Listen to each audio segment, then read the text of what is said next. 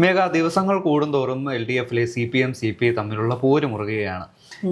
Election തെരഞ്ഞെടുപ്പിന് ശേഷം അല്ലെങ്കിൽ ഈ റിസൾട്ടിന് ശേഷം പാർലമെന്ററി യോഗം ചേരാതെയാണ് നിയമസഭാ സമ്മേളനത്തിൽ CPI CPM MLA-മാർ ഈ ഓരോ തവണയും ഈ ഭരണപക്ഷത്തെ എതിരിടുന്നത്.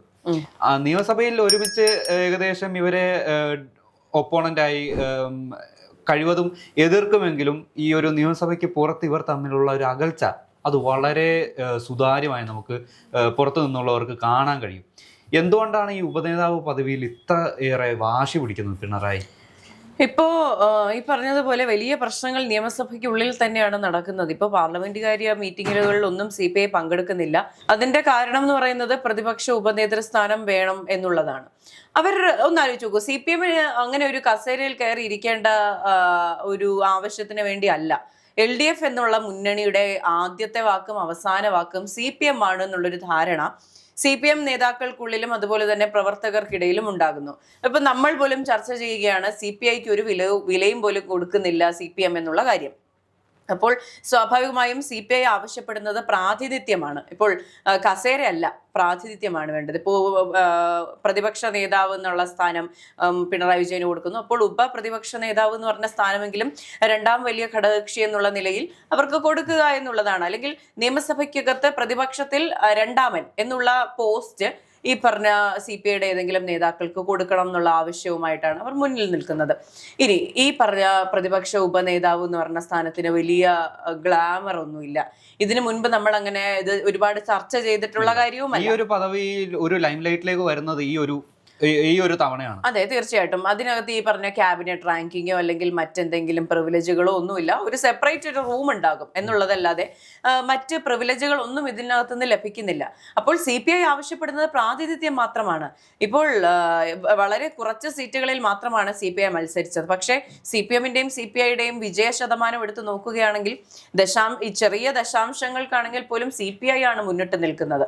ഇപ്പോഴും ഇടതുപക്ഷത്തിന്റെ ആശയം പേറുന്ന പാർട്ടി എന്ന് പറയുന്നത് CPI ആണ്, CPM അല്ല. CPM-ന്റെ മൂല്യങ്ങൾക്ക് വലിയ ഇടിവ് സംഭവിച്ചിട്ടുണ്ട്. അപ്പോൾ കമ്മ്യൂണിസത്തെ നിലനിർത്തുന്നത് CPI ആണ്. അപ്പോൾ അവർക്കത് ആവശ്യപ്പെടുന്നുണ്ടെങ്കിൽ അവരുടെ അവകാശമാണ്. ഇനി പിണറായി വിജയൻ എന്തുകൊണ്ട് ഇതിനെ എതിർക്കുന്നു, എന്തുകൊണ്ട് ഇത് വേണ്ട എന്ന് വെക്കുന്നു, അല്ലെങ്കിൽ എന്തുകൊണ്ട് CPIക്ക് പദവി നൽകില്ല എന്ന് പറയുന്നു എന്നുള്ളൊരു ചോദ്യം ബാക്കിയുണ്ട്. നിങ്ങളുടെ വലിയൊരു ഘടകകക്ഷിയല്ലേ CPI എന്ന പാർട്ടി എന്താണ് PM ശ്രീ പോലുള്ള വിഷയങ്ങളിൽ എതിർക്കുന്നത് കൊണ്ടാണോ, അവരുടെ നിലപാടുകൾ പറയുന്നത് കൊണ്ടാണോ?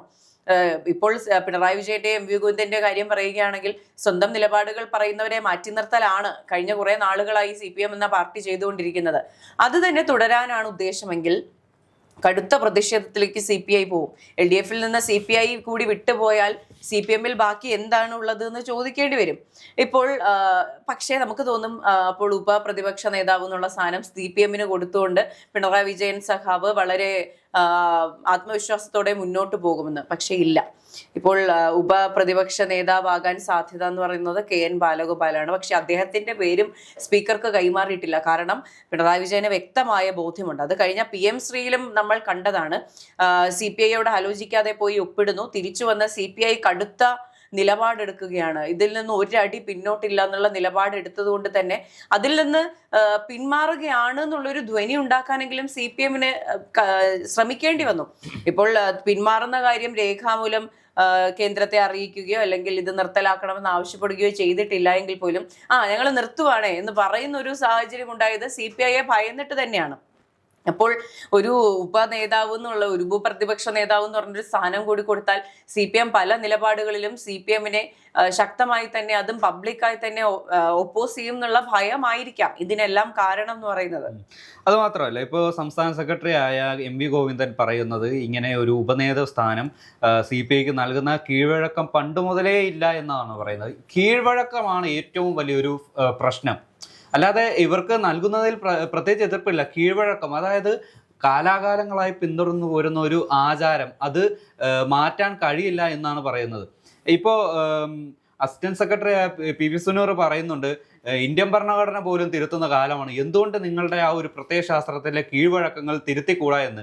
മാറ്റങ്ങൾ വരേണ്ടത് അനിവാര്യമാണ്. ഈ മാറ്റങ്ങളിലൂടെയാണ് പാർട്ടി വളരുന്നതും അല്ലെങ്കിൽ അതിലൂടെ എവല്യൂഷൻ സംഭവിക്കുന്നതും ജനങ്ങളിലൂടെ ഏറ്റവും കൂടുതൽ ഇറങ്ങിച്ചെല്ലുന്നതും. പഴയ ആചാരങ്ങൾ കെട്ടിപ്പിടിച്ച് ജനങ്ങളിൽ നിന്ന് അകന്നു നിൽക്കുന്നതുകൊണ്ട് മാത്രമാണ് CPM ഇപ്പോൾ ജനങ്ങളിൽ നിന്ന് 7 അടിയെങ്കിലും അകലെ നിൽക്കുന്നതെന്നാണ് എനിക്ക് തോന്നുന്നത്. ഇപ്പോൾ കീഴ്വഴക്കം തന്നെ ഈ ഒരു വിഷയമായിട്ട് തന്നെ എടുക്കാം.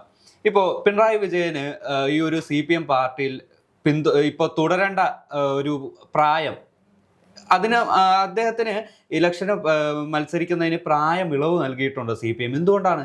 കീഴ്വഴക്കം തെറ്റിച്ചുകൊണ്ടല്ലേ അദ്ദേഹത്തിന് ഇപ്പോൾ പിന്നെയും മത്സരിക്കാനും അല്ലെങ്കിൽ ഈ ഒരു പ്രതിപക്ഷ നേതാവ് എന്നുള്ള ഒരു പദവിയിൽ ഇരിക്കാനും ഈ കീഴ്വഴക്കങ്ങൾ തെറ്റിച്ചുകൊണ്ടല്ലേ ഈ ഒരു ഇളവുകൾ നൽകിയിരിക്കുന്നത്? എന്തുകൊണ്ട് ആ ഒരു ഇളവ് CPIക്ക് നൽകിക്കൂടാ? അത് ഒരു ന്യായമായിട്ടുള്ള ഒരു ചോദ്യമല്ലേ? അതെ, തീർച്ചയായിട്ടും. ഇപ്പോൾ കീഴ്വഴക്കത്തിന്റെ കാര്യം പറയുമ്പോഴാണെങ്കിലും CPM എപ്പോഴും കോൺഗ്രസിനെ വിമർശിക്കുന്ന കാര്യം എന്ന് പറഞ്ഞാൽ എല്ലാവരുടെയും നേതാക്കളുടെ മക്കൾ നേതാക്കളാകുന്നു എന്നുള്ളൊരു കാര്യമാണ്. അപ്പോൾ തിരിച്ച് തളിപ്പറമ്പിൽ MV ഗോവിന്ദന്റെ ഭാര്യ PK ശ്യാമള മത്സരിക്കുന്നതിനെ പാർട്ടി ഒന്നടങ്കം എതിർത്തിട്ടും അതുമായി മുന്നോട്ട് പോയി. അപ്പോൾ നിങ്ങൾ തന്നെ പറയുന്നു ഈ ബന്ധുക്കൾ മത്സരിക്കുന്ന കീഴ്വഴക്കം ഞങ്ങൾക്കില്ലാന്ന്. പക്ഷെ അത് തന്നെ തെറ്റിക്കുന്ന സാഹചര്യം ഉണ്ടാകുന്നു.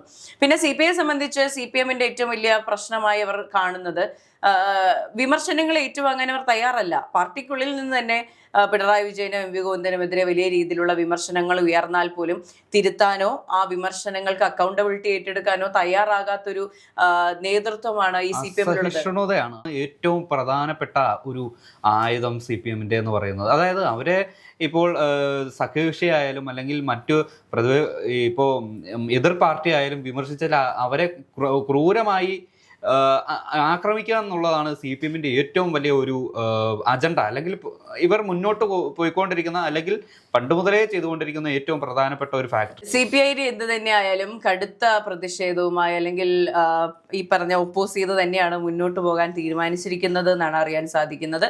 PM ശ്രീ വിഷയത്തിലാണെങ്കിലും നമ്മൾ കണ്ടു, PM ശ്രീ വിഷയത്തിൽ CPIയെ പറ്റിക്കുകയായിരുന്നു എന്ന് നമ്മൾ പിന്നീട് അറിഞ്ഞെങ്കിലും ഇത് പറ്റിക്കാൻ കഴിയുന്ന ഒരു ടോപ്പിക് അല്ലല്ലോ.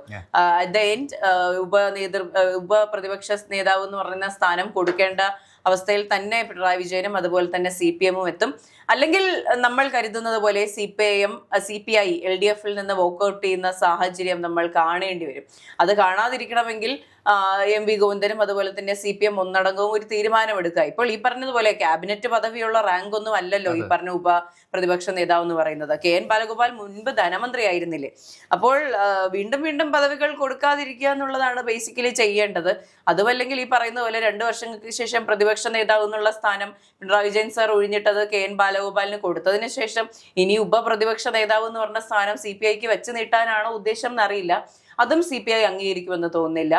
ഇതിന് 2 ഔട്ട്കംസേ ഉള്ളൂ. ഒന്നുകിൽ CPIക്ക് ഉപപ്രതിപക്ഷ നേതാവ് എന്ന് പറഞ്ഞ സ്ഥാനം കൊടുക്കുക, ഇല്ലെങ്കിൽ CPI എന്ന പാർട്ടി LDFനെ മറന്ന്, അല്ലെങ്കിൽ LDF CPI എന്ന പാർട്ടി അങ്ങോട്ട് മറന്നേക്കുക. അവർ ഉറപ്പായും ഇറങ്ങിപ്പോകും. അതുമാത്രമല്ല, ഈ LDFിൽ 12 പാർട്ടികളുണ്ട്. ഈ 12 പാർട്ടികൾ ആകെ നിയമസഭയിലുള്ളത് 3 പാർട്ടിയാണ്. ഇപ്പോൾ ഇതിനു മുമ്പ് CPM ഏറെ പൊക്കിപ്പിടിച്ചുകൊണ്ടിരുന്ന കേരള കോൺഗ്രസ് എമ്മിന്റെ പൊടി പോലും ഇല്ല നിയമസഭയിൽ. ഇപ്പോൾ അവർക്ക് കൊടുക്കുന്ന ഈ ഒരു കേരള കോൺഗ്രസ് എം LDFിലേക്ക് വന്നതിന് ശേഷം ഈ ഒരു CPI ഒരു 3ാം കക്ഷിയായി പുറന്തള്ളപ്പെട്ടു. അവരുടേതായിട്ടുള്ള ഒരു ആവശ്യങ്ങൾ പോലും CPM മുഖവിലയ്ക്ക് പോലും എടുത്തിരുന്നില്ല. അതിൻ്റെതായിട്ടുള്ള പ്രതിഷേധം ഓൾറെഡി ആ ഒരു ഭരണ സമയത്ത് ഈ ഒരു CPIയിലെ അംഗങ്ങൾക്കും മന്ത്രിമാർക്കും MLAമാർക്കും പ്രകടമായിരുന്നു.